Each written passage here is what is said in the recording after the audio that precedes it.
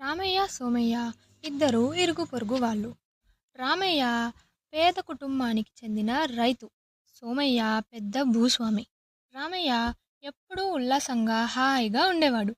ధనం లేకపోయినా ఎంతో సంతోషంగా, సంతృప్తిగా జీవితం గడిపేవాడు.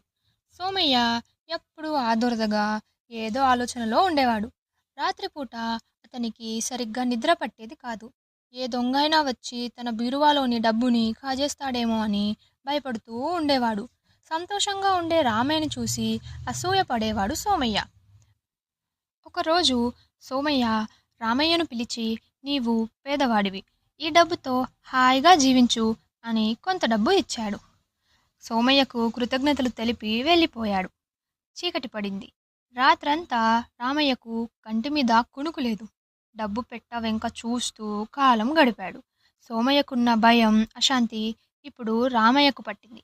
తెల్లవారగానే రామయ్య డబ్బు పెట్టెను తీసుకెళ్ళి సోమయ్యకు తిరిగి ఇచ్చాడు.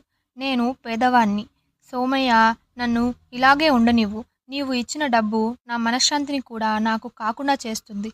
నీ డబ్బు నీవే తీసుకో అన్నాడు.